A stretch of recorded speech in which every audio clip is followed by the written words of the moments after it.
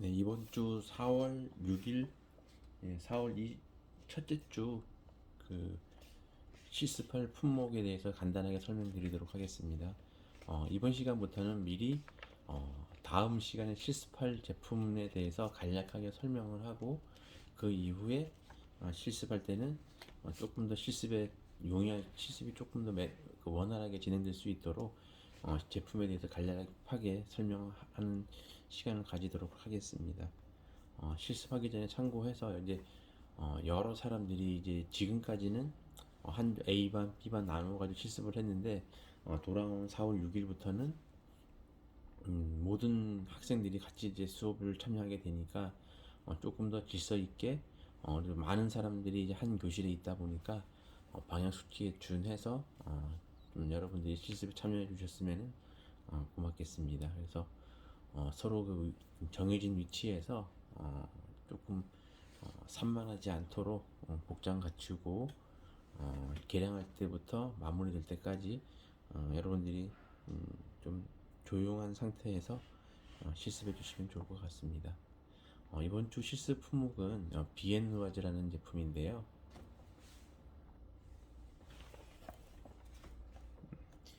비엔누아즈라고 하는 제품을 만들어 볼 텐데요. 오스트리아에서 좀 많이들 시작된 빵이라고들 하고요.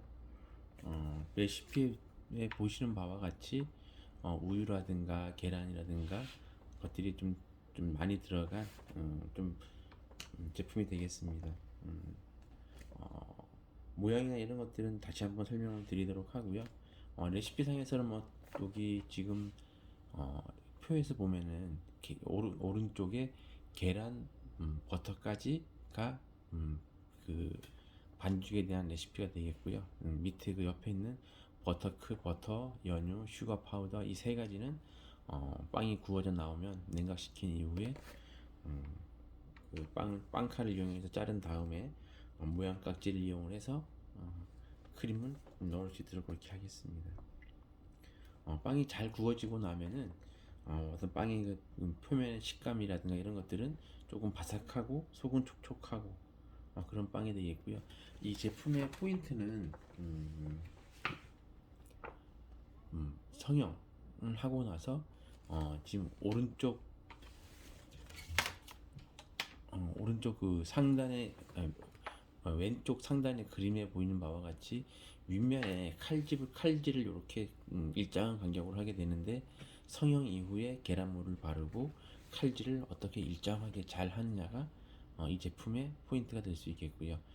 위에 칼질을 해야 되기 때문에 성형을 할 때 처음 만든 것하고 끝에 만든 것하고의 발효 상태라든가 그런 것들이 진행이 되면 안 되기 때문에 조금 신속하게 작업을 해서 일정한 사이즈로 제품을 만드시면 되겠습니다. 마찬가지로 반죽은 버터를 제외한 재료를 넣고 반죽 온도를 맞추고 나서 물 온도는 당연히 물 온도하고 지금 여기 반죽 속에는 물이 들어가지 않고 우유하고 계란만 들어가니까요. 중탕으로 해서 온도를 맞춘 이후에 반죽을 하시면 되겠고 버터는 클린업 단계 이후에 투입해서 최종 단계까지 완성하시면 되겠습니다. 반죽은 결과 온도는 약 25도에서 26도 정도 예측을 해서 그, 그 수분 온도 구하는 그 기준에 의해 가지고 중탕에서 온도를 맞춰 주시면 되겠습니다.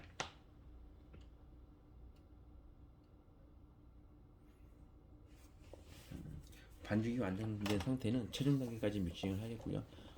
손으로 이렇게 늘려봤을 때 투명한 막이 형성될 때까지 늘려주시면 되겠습니다. 반죽이 완성되고 나면 발효실에서 약 한 50분 정도 발효를 해서 진행해 주시면 되겠고 1차 발효가 진행되는 사이에 속에 들어갈 충전 크림을 만드시면 되겠습니다. 속에 들어가는 충전 크림은 오른쪽 버터하고 연유하고 슈가 파우더를 넣었는데요. 마찬가지로 이것도 전 시간과 마찬가지로 그 버터에 그 크림을 뭐 공기를 혼합하지를 않고요. 있는 그대로 포마드 상태로 만든 상태에서 연유하고 슈가 파우더를 채를 쳐서 넣어서 거품이 올라오지 않는 무거운 재료 그대로의 상태로 만들도록 하겠습니다. 뭐 일반적으로는 여기에 예를 들면 약간의 뭐 코행토르라든가 아니면은 뭐 이런 오렌지 계열의 술을 섞어가지고 크림을 만드는 경우도 있을 수 있겠습니다. 레시피 상에는 거의 유사하니까 조금 더 가벼운 크림을 만들겠다 하는 사람 그런 경우에는 버터하고 연유하고 슈가 파우더를 넣고 비터라든가 히퍼를 이용해서 거품을 좀 올려주게 되면 조금 더 가벼운 식감의 크림을 만들 수 있겠습니다. 어, 기본이 되는 빵의 상태에 따라서 조금 더 가벼운 크림을 만드느냐 무거운 크림을 만드느냐 선택을 하시면 될 것 같고요. 오늘 같은 제품들은 밖에 표면은 조금 아삭하고 속은 촉촉하기 때문에 조금 무거운 크림을 만드는 것이 좋을 것 같고요. 예를 들면 당과자 빵이라든가 아니면 좀 설탕이 많이 들어간 그런 제품들을 만들 때에는 조금 더 슈퍼라든가 이런 것들을 이용해서 거품을 올리시면 조금 더 빵하고 크림하고의 밸런스가 좀 맞지 않을까라고 생각해 봅니다. 이렇게 50분 동안 1차 발효하시면 되겠고요. 1차 발효가 한 2.2배에서 한 2.5배 정도 부피감이 팽창하고 나면 어, 오늘의 분할 중량은 한 80g 정도로 둥글리게 할 때는 동그랗게 하는 것보다는 조금 성형의 모양이 좀 길게 할 거라서 좀 이렇게 감아지듯이 바게트 모양으로 성형할 거를 기준에 의해서 둥글리기를 가볍게 감아지면서 둥글리게 해주시면 될 것 같고요. 예, 80g으로 분할 작업하시면 될 것 같습니다. 분할 끝나고 나면 약간 한 실온이나 발효실에서 약 10분에서 한 15분 정도 벤치 타임을 주고 가서 성형을 하시면 될 것 같고요. 계량하고 각각 계량한 것들을 버터를 제외한 나머지 재료들은 한 번에 투입해서 반죽하면 되겠습니다. 버터는 클린업 단계 이후에 투입해서 매끄러운 상태 최종 단계까지 믹싱하면 되겠고요. 예, 투명한 상태 막이 형성될 때까지 반죽해 주시면 되겠습니다. 이렇게 발효실에 넣어서 발효하면 되고요. 예, 80g씩 분할하고 둥글리게 하고 지금 그림에서는 동그랗게 지금 둥글리게 되어 있는데 조금 더 성형을 좀 용이하게 하기 위해서는 동그랗게 하는 것보다는 조금 이렇게 감아지듯이 바게트 둥글리기 하듯이 해주는 게 벤치 타임 중간 발효할 때 하고 나서 성형할 때 조금 더 성형하는데 좀 손쉽게 할 수 있는 방법이 되겠습니다. 이렇게 해놔야지만 마지막에 그 제품을 성형하고 구워져 나왔을 때 제품의 어떤 규격이란 이런 것들이 좀 일정하게 만들 수 있는 팁이 될 수 있겠습니다.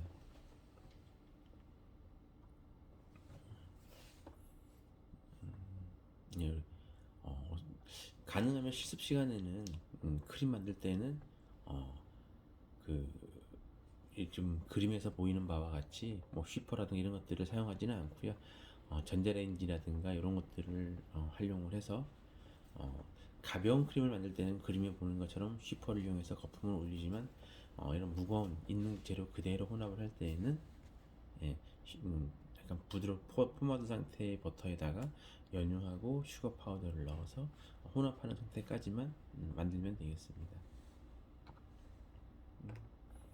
성형할 때는 길이가 일정하게끔 약 한 20cm 정도, 한 18cm에서 20cm 정도 일정한 사이즈로 바게트 성형하듯이 3절 접기를 한 이후에 다시 한번 두 번 봉합을 감아지면서 손 오른손을 이용해서 이렇게 접어주면서 성형할 수 있도록 그렇게 하겠습니다. 항상 그 봉합을 하고 나면 이음매 부분은 반드시 한번 손으로 찝어줘서 봉합한 부분이 풀리지 않도록 이렇게 하면 되겠고요. 성형한 이후에는 윗면에다가 계란 노른자를 이용해서 윗면에 전체적으로 발라주도록 하겠습니다. 전체적으로 발라준 이후에 약 한 45도 각도로 이용을 해서 커터칼이나 면도칼을 이용을 해서 일정한 깊이로 일정한 간격 사이로 해서 어, 사선으로 45도 방향으로 해서 칼질을 일정하게, 예, 성형한 이후에 바게트나 이런 것들은 굽기 직전에 발효된 이후에 칼질을 하지만 이 비엔누아즈 같은 경우에는 노른자하고 노른자를 바른 그런 명 색깔을 하고 칼질했을 때 속에서 나오는 그 빵의 색깔하고 명암을 주기 위한 것이기 때문에 음, 성형한 이후에 노른자를 발라서 45도로 칼질을 하고 발효실에 넣어서 발효하는 차이가 있을 수 있겠습니다. 빵이 그리고 좀 부드럽다 보니까 2차 발효 이후에 칼질을 하게 되면은 빵이 발효된 상태가 좀 꺼지는 현상이 있을 수 있기 때문에 성형한 이후에 반드시 칼질을 하고 2차 발효를 할 수 있도록 하겠습니다. 계란물은 바닥에 흐르지 않게끔 꼼꼼하게 윗면에만 바를 수 있도록 하시고 바닥에 가라앉지 않게 흘러내리지 않게끔 조심해서 작업하시면 되겠습니다.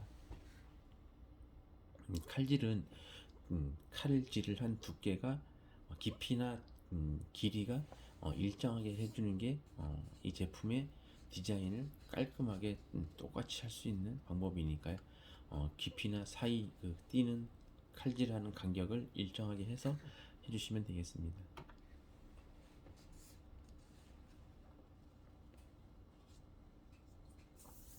이렇게 성형하고 칼질한 상태에서 2차 발효가 진행이 되겠고요. 2차 발효는 약 한 40분에서 한 50분 정도 해주시면 되겠습니다. 2차 발효가 끝나고 나면 오븐에 넣어서 굽기를 할 텐데요. 아랫불 온도 160도에서 위에 불 온도는 약 200도에서 한 210도 정도 편차는 있을 수 있는데 짧은 시간에 위의 색깔은 약간 밝으스름한 황금 색깔로 구워내면 될 것 같고요. 온도가 높기 때문에 시간에 대한 편차가 있으니까 각 오븐마다의 시간이나 온도 체크를 잘 해서 너무 진하지도 않고 너무 흐리지도 않게끔 진갈색으로 구워낼 수 있도록 하겠습니다. 오븐에서 구워 나오면 그 식힘 철판에다가 옮겨서 충분하게 빵이 냉각되고 나면 빵을 일정한 깊이로 커팅한 다음에 뭐 일반적으로는 모양 깍지를 이용을 해서 안에다가 일정하게 모양을 하는 게 또 깔끔할 수 있겠고요. 뭐 필요에 따라서는 안에다가 스파츌라든가 이런 도구를 이용을 해서 일정하게 크림 양을 조절을 해서 발라주는 것도 뭐 괜찮을 것 좋을 것 같습니다. 그래서 지금 그림 지금 오른쪽 두 번째 그림을 보게 되면 칼질의 간격이 좀 일정하게 내는 게 중요할 수 있겠고요. 사진에서 보이시는 바와 같이 황금갈색으로 구워내면 되겠고 간격이 좀 일정하게 칼질을 해주는 것이 좋겠습니다. 크림은 윗면 스파‌츌라를 이용을 할 때에는 뭐 아래면 위에면 다 발라도 상관없겠고요. 짤주머니를 이용해서 모양깍지 이용할 때에는 뭐 별깍지라든가 원형깍지를 이용을 해서 일정한 사이즈, 일정한 중량의 크림이 들어갈 수 있도록 힘 조절을 해서 잘 짜주시면 되겠습니다.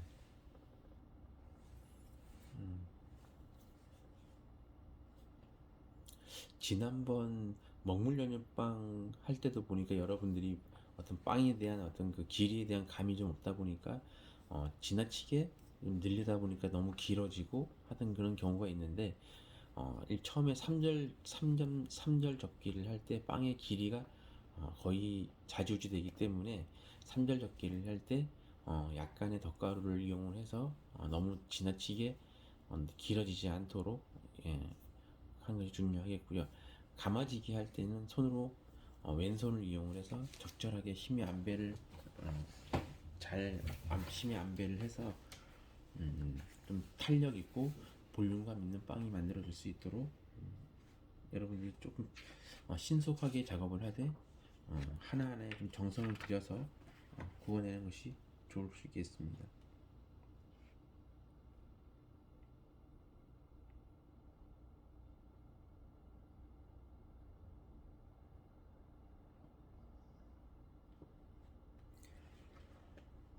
사선으로 칼질을 할 때는 좀 안전사고 손 다치지 않게끔 빵을 가볍게 잡은 다음에 45도 각도로 촘촘하게 빵을 구워준 지금 오른쪽 그림에서 보는 바와 같이 칼질을 한 모양과 그 계란물을 바른 간격이 오븐 속에 들어가면서 가서 팽창하면서 부풀어 올랐을 때 그 계란물을 바른 색깔과 칼질을 해서 팽창되는 그런 간격들이 좀 일정하게 연출될 수 있도록 해주시는 것이 포인트가 될 수 있겠습니다.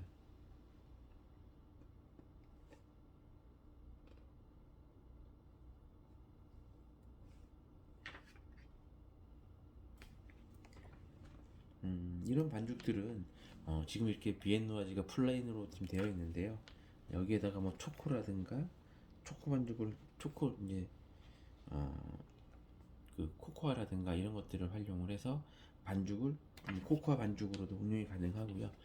코코아 같은 경우에는 만약에 반죽에다가 초코칩을 넣는다든가 이렇게 활용을 해서 하시면은 뭐 유사한 레시피로 다양한 반죽들을 활용할 수 있지 않을까 싶습니다.